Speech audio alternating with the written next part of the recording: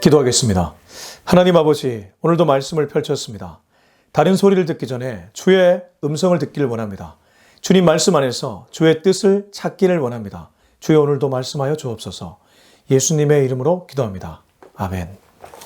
네, 오늘은 시편 25편 14절에서 26편 끝절인 12절까지입니다. 시편 25편 14절에서 26편 12절까지를 읽겠습니다. 여호와의 친밀하심이 그를 경외하는 자들에게 있으며 그의 언약을 그들에게 보이시리로다. 내 눈이 항상 여호와를 바라보면 내 발을 그물에서 벗어나게 하실 것이미로다. 주여, 나는 외롭고 괴로우니 내게 돌이키사 나에게 은혜를 베푸소서. 내 마음에 근심이 많사오니 나를 고난에서 끌어내소서. 나의 공고와 환난을 보시고 내 모든 죄를 사하소서. 내 원수를 보소서. 그들의 수가 많고 나를 심히 미워하나이다. 내 영혼을 지켜 나를 구원하소서. 내가 주께 피하오니 수치를 당하지 않게 하소서. 내가 주를 바라오니 성실과 정직으로 나를 보호하소서. 하나님이여, 이스라엘을 그 모든 환난에서 속량하소서. 내가 나의 완전함에 행하여 싸우며 흔들리지 아니하고 여호와를 의지하여 싸우니 여호와여, 나를 판단하소서. 여호와여, 나를 살피시고 시험하사 내 뜻과 내 양심을 단련하소서. 주의 인자하심이 내 목전에 있나이다. 내가 주의 진리 중에 행하여 허망한 사람과 같이 앉지 아니하였사오니 간사한 자와 동행하지도 아니하리이다. 내가 행악자의 집회를 미워하노니 악한 자와 같이 앉지 아니하리이다. 여호와여, 내가 무죄함으로 손을 씻고 주의 제단에 두루다니며 감사의 소리를 들려주고 주의 기이한 모든 일을 말하리이다. 여호와여, 내가 주께서 계신 집과 주의 영광이 머무는 곳을 사랑하오니 내 영혼을 죄인과 함께 내 생명을 살인자와 함께 거두지 마소서. 그들의 손에 사악함이 있고 그들의 오른손에 뇌물이 가득하오나 나는 나의 완전함에 행하오리니 나를 속량하시고 내게 은혜를 베푸소서. 내 발이 평탄한 데에 섰사오니 무리 가운데서 여호와를 송축하리이다. 아멘. 네, 오늘은 시편 25편 14절에서 26편 마지막 절인 12절까지입니다. 두 시편을 다루기 때문에 내용이 달라 보일 수 있지만 실은 긴밀히 연결되어 있습니다. 우리는 엊그저께도 시편 24편과 25편 전반부를 살폈습니다. 24편은 예배자에 대한 얘기였고 25편은 그런 예배자가 어떻게 살아가야 되는지 사실 긴밀히 연결되어 있었죠. 이 두 시도 마찬가지입니다. 25편 후반부는 우리의 삶에 대한 얘기를 하고 있고 특별히 억울한 상황, 고난 가운데 있을 때에 어떻게 벗어날 수 있는지에 대한 얘기를 하고 있고 26편은 개인의 탄원시입니다. 탄원한다는 것은 억울함을 누명을 벗겨달라는 것이죠. 우리가 왜 법정에 판사님께 탄원서 보내기도 하잖아요. 그 사람의 형벌이 무겁다. 실제 그 정도의 죄가 아닌데 너무 큰 판결을 받았다. 그런 형벌을 좀 줄여달라고 탄원서를 쓰는 것처럼 개인이 하나님께 그 억울함을 호소하는 것이죠. 둘이 긴밀하게 연결되어 있습니다. 억울하고 고난받는 상황에서 하나님께 간구하는 것. 그리고 그 억울한 상황을 하나님께 알아달라고 탄원하는 것. 긴밀하게 연결되어 있죠. 생각해보면 우리도 그럴 때 있지 않습니까? 때로 살다 보면 누군가에게 모함받을 때도 있고 억울한 상황에 놓일 때도 있습니다. 심지어 뜻하지 않은 고난 앞에 막막할 때가 있습니다. 그런 우리들에게 이 시편이 지혜도 주고 위로도 준다는 것입니다. 25편 14절입니다. 여호와의 친밀하심이 그를 경외하는 자들에게 있으며 그의 언약을 그들에게 보이시려다. 우선 확실한 것 하나가 있습니다. 하나님도 당신을 가까이 하는 자들에게 당신의 언약을 보여주신다는 겁니다. 우리나라 말에 인지상정이란 말이 있죠. 말 그대로입니다. 나에게 잘하는 사람에게 나도 마음이 기운다는 것입니다. 맨날 만나면 떽떽거리고 부정적인 말을 하고 나의 뒷담화를 한다면 누가 그 사람을 좋아하겠습니까? 물론 앞에서 달콤한 말하고 뒤에서 다르게 행동할 수 있습니다.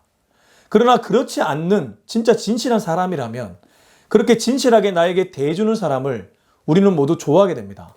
하나님이라고 예외겠습니까? 여호와는 외모를 보지 않고 중심을 보신다고 했는데 그 중심이 어떤 중요한 선택을 할 때 하나님을 의식하고 있다면 그 사람은 여호와를 가까이 하는 사람이고 하나님의 친밀하심은 바로 이러한 사람에게 나타난다는 겁니다. 그리고 그에게는 당신의 신실한 약속을 지켜준다는 것이죠. 여러분, 하나님을 가까이 하시기 바랍니다. 생각보다 사람에게서 얻을 게 별로 없습니다. 사람이 대단해 보여도 결국 그 사람이 결정적인 순간에 내게 도움을 주는 것이 아닙니다. 설사 그 사람이 도움을 주는 것처럼 보일지라도 하나님이 도와주셨기 때문에 하나님이 그 사람의 마음을 움직이셨기 때문에 가능한 일입니다. 하나님께 잘하시기 바랍니다. 자, 15절입니다. 내 눈이 항상 여호와를 바라보면 내 발을 그물에서 벗어나게 하실 것이미로다. 이 다윗은 지금 자신의 두 눈이 항상 여호와를 바라보는 이유에 대한 설명을 하는데 그 이유는 내 발을 그물에서 벗어나게 만들어주기 때문입니다. 여러분, 발이 지금 그물에 딱 올가 매어졌습니다. 벗어나는 길은 누군가가 빼줘야 됩니다. 내 힘으로 하다 보면 도리어 그물이 돌돌돌 말려서 더 미궁 속으로 들어갑니다. 늪에 빠진 사람이 허우적거리면, 빠져나오려고 허우적거리면 더 빠져가는 것처럼 그물에 걸린 인생이 그렇다는 것이죠. 혹시 이 메시지를 듣는 분들 중에 앞뒤가 막혀 있고 사방이 막혀 그물에 빠진 것 같은 그런 느낌이 드는 분이 있다면 하나님께 기도하시기 바랍니다. 내 힘으로 해서는 안 됩니다. 내 계획과 내 고집을 내려놓고 하나님의 때를 한번 기다려 보십시오. 하나님의 음성을 듣기 위해 애써 보십시오. 말씀에 나를 노출시키십시오. 하나님의 뜻을 분별하고 그 뜻대로 걸어가 보십시오. 그러면 나도 모르는 사이에 그물에서 벗어나 있는 내 모습을 발견하게 될 겁니다. 여호와를 바라보는 것이 그물에서 벗어나는 유일한 길임을 다윗은 얘기해주고 있습니다. 16절부터 마지막 절까지 읽어보겠습니다. 주여, 나는 외롭고 괴로우니 내게 돌이키사 나에게 은혜를 베푸소서. 내 마음에 근심이 많사오니 나를 고난에서 끌어내소서. 나의 공고와 환난을 보시고 내 모든 죄를 사하소서. 내 원수를 보소서. 그들의 수가 많고 나를 심히 미워하나이다. 내 영혼을 지켜 나를 구원하소서. 내가 주께 피하오니 수치를 당하지 않게 하소서. 내가 주를 바라오니 성실과 정직으로 나를 보호하소서. 하나님이여, 이스라엘을 그 모든 환난에서 속량하소서. 자, 16절부터 22절까지는 굉장히 반대되는 말씀들이 나옵니다. 먼저는 부정적인 말이죠. 외롭다, 괴롭다. 그리고 그 16절 후반절에 은혜를 베푸소서. 17절, 마음에 근심이 많다, 고난, 그러나 끌어내소서. 18절, 공고와 환난, 모든 죄, 그러나 사하소서. 19절, 원수, 그들의 수가 많고 미워하나이다. 20절, 내 영혼을 지켜 나를 구원하소서. 19절과 20절이 연결되어 있다고 볼 수 있겠죠. 내가 주께 피하오니 수치를 당하지 않게 하소서. 내가 주를 바라오니 성실과 정직으로 나를 보호하소서. 하나님이여, 이스라엘 그 모든 환난에서 속량하소서. 어떻습니까? 16절부터 22절까지, 시편 25편 16절부터 22절까지 앞에는 부정, 뒤에는 긍정이 나옵니다. 우리 인생과 많이 닮아있지 않습니까? 우리는 부정적인 상황 앞에 낙담할 때가 많이 있습니다. 좌절할 때가 많이 있습니다. 가족 간의 관계, 부부 관계, 부모 자식 간의 관계에서도 부정적인 상황을 맞닥뜨리면 어쩔 줄 몰라 할 때가 있습니다. 나도 모르게 혈기가 올라올 때가 있습니다. 아내에게, 남편에게 분노 어린 눈빛과 말로 상처 줄 때가 있습니다. 자식은 오죽하겠습니까? 힘없는 자식한테 윽박 지를 때도 있습니다. 전부 다 내가 편한 방식으로 문제를 해결하려고 하는 것이죠. 근데 여기 지금 뭐라고 하고 있습니까? 외롭고 괴로우니. 외롭고 괴로운 것이 우리 인간들의 인생 아닙니까? 누구 하나 내 마음을 몰라줄 때가 있잖아요. 그때 그 외로움, 괴로움 해결해 줄 수 있는 유일한 분은 하나님이라는 거죠. 그래서 그는 내게 돌이키사 나에게 은혜를 베푸소서. 하나님의 은혜가 무엇입니까? 전인격적인 것입니다. 그저 감정적으로 위로해 주는 것이 아니라 나의 의가, 나의 질을 변화시켜 주는 것입니다. 지정의에 하나님의 은혜가 덮여서 외로움이 떠나가고 고단함이 떠나가고 하나님의 은혜에 잠겨 기쁘게 살아가는 것. 그게 진짜 하나님의 은혜 아니겠습니까? 그래서 지금 외롭고 괴로운 인생, 부정적인 상황에서 벗어날 수 있는 유일한 길은 하나님의 은혜를 입는 길이라고 얘기합니다. 여러분, 혹시 외로운 분이 있습니까?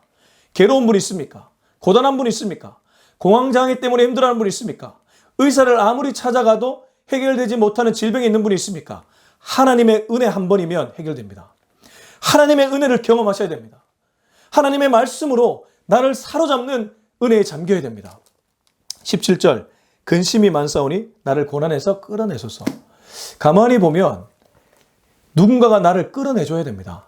앞에 그물에 발에 걸렸을 때도 벗어나게 해줘야 되고, 외롭고 괴로울 때도 은혜를 베푸셔야 되고, 근심이 많을 때도 그 고난에서 끌어내줘야 됩니다. 수동적 인생이라는 거죠. 어떤 의미에서 성경이 말하는 자유, 신앙에서 자유는 하나님께 속박받는 것입니다. 속박 그러면 자유와 거리가 멀어 보이죠. 우리가 일반적으로 생각하는 자유는 unlimited를 생각합니다. 완전히 제한이 없는 것을 자유라고 생각하죠. 그건 인간들의 착각입니다. 제한이 없는 것은 이 세상에 아예 존재하지 않습니다. 지금 말씀을 전하는 저도 카메라를 켜고 여러분께 메시지를 전하고 있습니다. 시간과 공간의 제약을 받고 있죠. 이 메시지를 듣는 여러분도 몇 월 며칠 몇 시에 어떤 공간에서 이것을 보고 있습니다. 자유롭습니까? 자유롭지 못합니다. 근데 유일하게 그 모든 리미트에서 벗어나 있는 분이 있습니다. 하나님이죠. 하나님은 시공간의 제약을 받지 않습니다. 당신께서 시공간을 만드셨기 때문이죠. 그는 여기서도 예배를 받고 저기서도 예배를 받습니다. 그렇지 않습니까?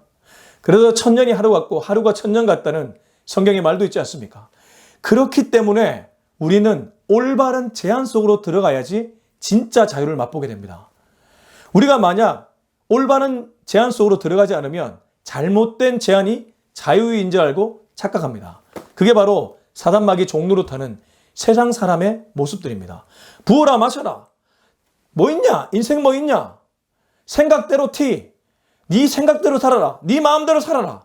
네 마음대로가 진짜 자유 같지만 한꺼풀만 벗겨보면 그 사람은 마귀의 종노릇하는 것입니다. 내가 내 인생의 주인이 아니라 나도 모르게 이끌려 간다는 것이죠. 성경은 하나님 안에 있을 때 진짜 자유로운 인생이라고 얘기합니다. 고난과 근심, 그거 하나 해결하지 못하는 것이 인간인데 유일하게 하나님 안으로 들어가면 그분이 건져줍니다. 십자가에서 이미 건져내셨고 또 건져내신다고 약속해 주셨기 때문입니다. 18절 나의 공고와 환난을 보시고 내 모든 죄를 사하소서. 공고와 환난, 내 모든 죄를 사할 수 있는 유일한 분이 우리 하나님이시죠. 내 원수를 보소서 그들의 수가 많고 우린 여기서 한 가지를 캐치할 수 있습니다. 우리 주변에 생각보다 원수들이 많다는 것입니다. 내 원수를 보소서 그들의 수가 많고 그렇습니다. 우리가 둘러싼 모든 사람들이 때로 나에게 적대적인 느낌을 들 때가 있습니다. 그래서 공황장애 같은 것에 빠질 때가 있죠. 가족들도 때로 적대적인 느낌으로 느껴질 때가 있습니다. 진짜 그렇지 않습니까? 지금 이 다윗의 고백, 25편 19절의 고백은 진실한 고백입니다. 내 원수를 보소서 그들의 수가 많고 우리가 살아가는 세상 원수가 얼마나 많은지 모릅니다. 돌아보면 친구인 줄 알았던 친구가 도리어 원수일 때도 있지 않습니까? 그래서 그들은 나를 심히 미워합니다. 겉으로는 달콤한 말을 얘기하지만 속으로는 나를 씹고 있고 나를 뒷담하고 있고 시기 질투하고 있을 때가 많습니다. 근데 이 다윗 시편 기자의 해결 방법은 내 영혼을 지켜 나를 구원하소서. 내가 죽게 피하오니 수치를 당하지 않게 하소서. 주님께 피하는 길입니다. 여러분 억울할 때일수록 그 억울함을 풀기 위해 무언가 제스처를 취하기보다는 하나님께 먼저 나오는 습관을 들이셔야 됩니다. 이게 시편 다윗이 취했던 방법이기 때문입니다. 이게 영적인 방법이요 신앙인의 방법입니다. 근심이 찾아오고 고난이 찾아오고 환난이 찾아오면 하나님이 기도하라고 내게 시그널을 보냈구나.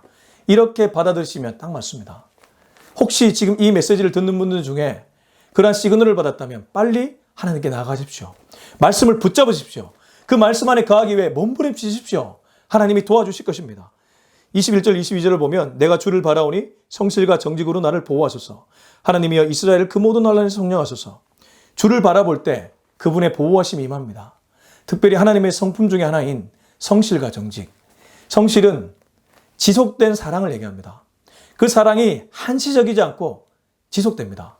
하나님이 언약에 신실하시다는 것은 다른 말로 사랑에 신실하시다는 뜻 아니겠습니까? 한 번 약속하신 것 끝까지 지켜준다는 것은 부모가 자녀를 보호하기 위해 끝까지 사랑을 베푸는 것과 같은 이치죠. 아니, 뛰어넘는 이치일 겁니다. 그러한 성실과 또 정직, 거짓말이 아니라 교묘한 말의 트릭이 아니라 진실하게 우리를 보호해 준다는 겁니다. 누구에게요? 주를 바라보는 인생에게요. 그렇기 때문에 문제가 생길수록 주님께 나아가는 인생 되시기를 주님의 이름으로 축원합니다. 26편입니다. 내가 나의 완전함에 행하였사오니 싸우며 흔들리지 아니하고 여호와를 의지하였사오니 여호와여 나를 판단하소서. 탄원하고 있습니다. 여호와여 나를 판단하소서. 아니 누가 감히 하나님께 자기를 맡길까? 아니 그 거룩의 하나님, 진리에 완벽하신 하나님께 판단을 맡기면 당연히 우리는 죄가 드러나지 않을까? 근데 여기에 완전함은 히브리어 원어를 보면 나뉘지 않은 마음 상태, 성실한 마음 상태를 가리킵니다. 하나님 앞에 성실함을 얘기합니다. 그러니까 이거는 하나님께 부리는 애교와도 가깝습니다. 우리가 기도할 때 하나님 날 좀 불쌍히 여겨주세요. 나 이것도 했고요, 저것도 했고요. 이렇게 얘기할 때가 있잖아요. 그게 마일리지를 하나님께 쌓는 것이 아니라 하나님께 애교 부리는 것으로 볼 수 있겠죠. 지금 다윗은 너무 억울한 상황, 힘든 상황 속에서 하나님께 애교 부리고 있습니다. 때로 이런 기도 필요합니다. 하나님, 나 성실하게 마음 나뉘지 않고 주님 앞에 행하였습니다. 흔들리지 않고 변치 않고 여호와를 의지했습니다. 나 좀 봐주세요. 그 말이 1절의 고백입니다. 여호와의 나를 살피시고 시험하사 내 뜻과 내 양심을 단련하소서. 하나님께 자기를 맡깁니다. 나를 살피시고 시험하시고 심지어 내 뜻과 양심을 단련하여 주세요. 누가 이런 기도를 할 수 있겠습니까? 대부분 하나님께 다오 다오 주세요 주세요 기도를 많이 하지 내 양심을 단련해 주세요. 나를 판단해 주세요. 나를 살펴주세요. 이런 기도 하지 않지 않습니까? 그래서 우리는 시편을 읽으면서 시편 기자의 기도를 배웁니다. 시편은 다르게 보면 기도문입니다. 다 운문으로 쓰여졌고 찬양으로 만들어질 정도로 그런 기도문으로 볼 수 있죠. 그렇다면 이런 기도를 우리가 본받을 필요가 있다는 것입니다. 하나님께 나를 맡기는 그런 기도를 얘기합니다. 하나님이 뜻이면 이루어질 줄 믿습니다. 내 뜻이 아니라 하나님의 뜻대로 되게 해주세요. 이게 결코 어려운 것이 아닙니다. 내가 진짜 하나님을 100% 신뢰하면 가능한 기도라는 것이죠. 3절 주의 인자심이 내 목전에 있나이다. 내가 주의 진리 중 행하여 허망한 사람과 같이 앉지 아니하였사오니 간사한 자와 동행하지도 아니하리이다. 내가 행악자의 집회를 미워하노니 악한 자와 같이 앉지 아니하리이다. 4절 5절을 보면 그는 사람을 좀 가려서 사귀었던 것 같습니다. 허망한 사람, 간사한 자와 동행하지 않고 행악자를 미워하고 악한 자와 같이 앉지 않는다고 합니다. 이건 하나님을 두려워하지 않는 사람들, 내가 내 인생을 주인 삼을 사람들을 얘기합니다. 시편 지금 다윗의 시대에 야훼 하나님을 믿었던 시대에 행악자나 간사한 자는 아마도 하나님을 두려워하지 않고 경외하지 않고 하나님을 부인했던 이방신들을 섬겼던 그런 사람들을 가리킬 것입니다. 허망한 사람들이죠. 그들과 함께 하지 않았다고 합니다. 물론 그들을 전도하기 위해서는 때로 같이 할 필요가 있겠지만 그들의 사고방식이나 그들의 세계관이나 그들의 문화에 우리가 영향받아서는 안 되겠죠. 우리는 말씀의 영향을 받아야 될 줄로 믿습니다. 그래서 3절에 주의 인자하심이 내 목전에 있나이다. 인자하심은 말씀이죠. 주의 말씀이 내 눈앞에 있습니다. 내가 주의 진리 중에 내가 주의 말씀을 행합니다. 이런 사람들과 가까이 하지 않고 여호와를 경외하지 않는 우상 숭배하는 사람들과 가까이 하지 않고 오히려 주의 말씀에 영향받기를 원합니다. 6절 여호와여 내가 무죄함으로 손을 씻고 주의 제단에 두루다니며 감사의 소리를 들려주고 주의 기이한 모든 일을 말하리이다. 저는 이 6절 7절이 우리 믿는 그리스도인들이 살아가야 될 모습을 얘기하고 있다고 생각합니다. 항상 손을 씻는 인생, 주께 나와 손을 씻는 인생, 그리고 주의 제단에 두루 다닌다는 것은 주님께 예배 드리는 인생 얘기하지 않겠습니까? 자신을 올려드리는 인생 얘기하지 않겠습니까? 예배자들을 세워주는 인생 말하지 않겠습니까?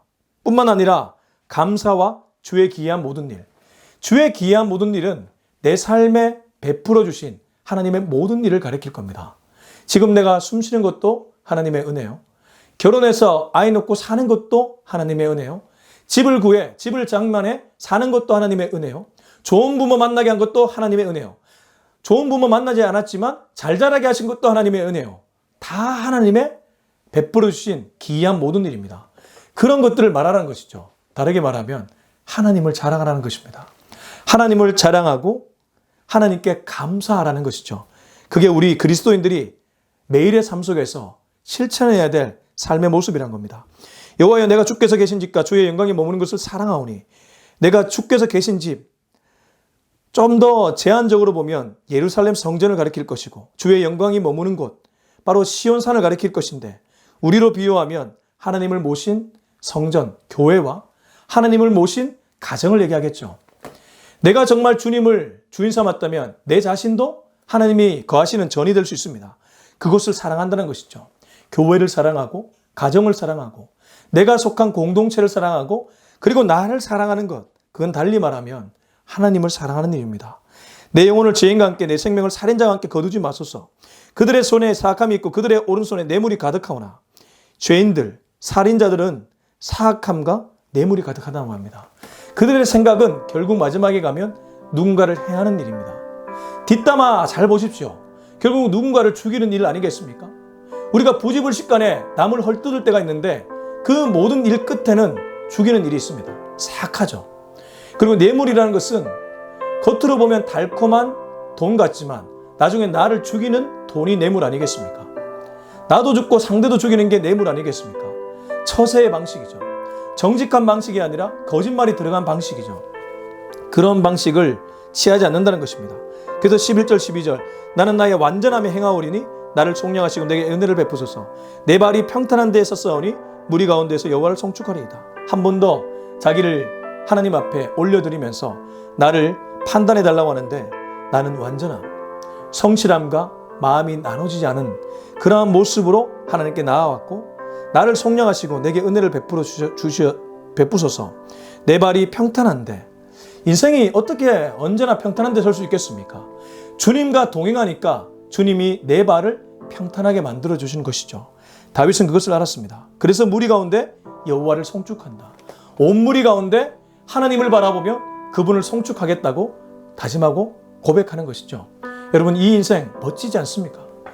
비록 처음에는 오만한 것처럼 들렸지만 나의 완전함, 나의 완벽함, 그러나 그것이 아니라 변치 않는 마음, 나눠지지 않는 마음, 성실한 마음으로 주님께 나와 다른 것을 의지하지 않고 하나님을 의지함으로 하나님이 베푸신 일에 감사하고 그것을 전파하고 그리고 무리 중에서 하나님을 찬양하는 그런 삶을 살라고 다윗은 우리에게 얘기하고 있습니다.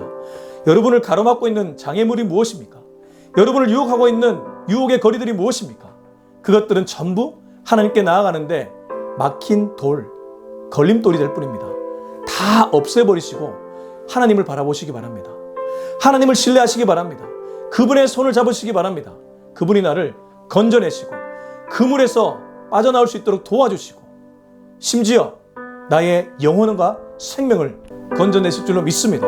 이 믿음 갖고 남아있는 여생을 정말 그리스도인들께 살아낼 수 있는 저와 여러분이 될 수 있길 예수님의 이름으로 축원합니다. 기도하겠습니다. 이 시간 우리 기도할 때 하나님 시편 기자의 고백을 보니 정말 나의 고백이 되었으면 좋겠다는 간절한 바람이 생깁니다. 주여 나도 다윗처럼 정말 이렇게 주님을 사랑하게 하여 주시옵소서. 다른 무엇보다 돈보다 명예보다 권력보다 이성보다 가정보다 자녀보다 주님을 더 많이 사랑하게 더 뜨겁게 사랑하게 더 먼저 사랑하게 하여 주옵소서.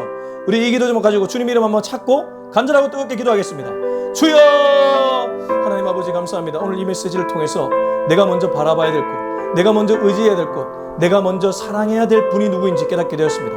역시 하나님입니다. 그런 생각보다 삶이 바쁘고 고단하고 고난에 휩싸이니까 자꾸 다른 것을 찾게 됩니다. 내 손이 다른 사람을 향해 있을 때가 있습니다.